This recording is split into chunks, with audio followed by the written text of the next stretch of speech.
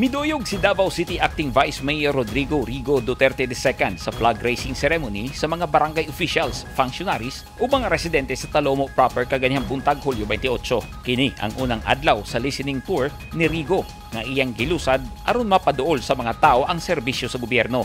Kaya ang pagtrabaho dili lang kutob sa papel apan kinahanglan nga paminawon, magpakita og aksyonan ang gikinahanglan sa katawhan.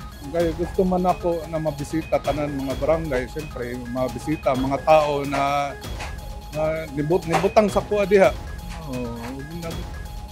Makiunsa po nila, mastoryan ako sa ilang kinahanglan, sila gusto nila tabangon. Kaya akong plano jud ay ibutang na ko ang opisina sa mga barangay, dili lang dito sa Sanggunian.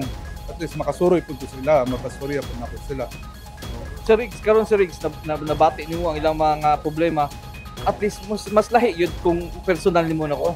Mas lahi jud personal jud kay lahi man gud ko magstorya lang sila sa staff. Mas maayo na maibaw pa nako kung sa ilang mga problema. Mas gusto po nako personal sila pangutanon silang kinahanglan, sa ilang gusto ipatabang sa kuha. Nalipay ang mga residente kay nabati gyud nila ang serbisyo sa usa ka piniling opisyal sa syudad. Hilabi na nga nakighimamat pa si Rigo sa mga tao ug naminaw sa gipangkonsulta nila sa acting vice mayor. No? Para makasulbad ko sa problema, no, sa mga tao. Makahimamat po sa mga pobre.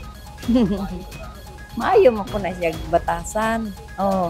Bilib lang ko anak niya kay maato mo na siya sa ubang barangay at sa Purok. Ang Talomo Center Beds at nasa dito.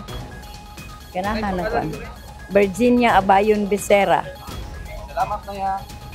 Bisan si Atty. Rene Villarente ang kapitan sa Talomo proper nagpadayag sa iyang suporta sa gilusad ni Rigo. Labi pa kay aduna kini mga staff nga midawat sa mga concerns ug suhestyon sa katawhan. Mas okay kay kami giuna.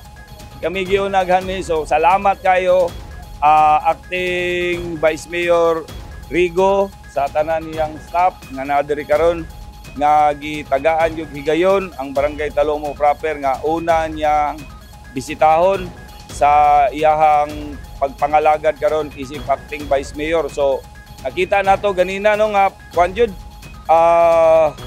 political leader material yun si Rigo. Yan siya diri on time, gituyok dito sa ato mga senior citizen.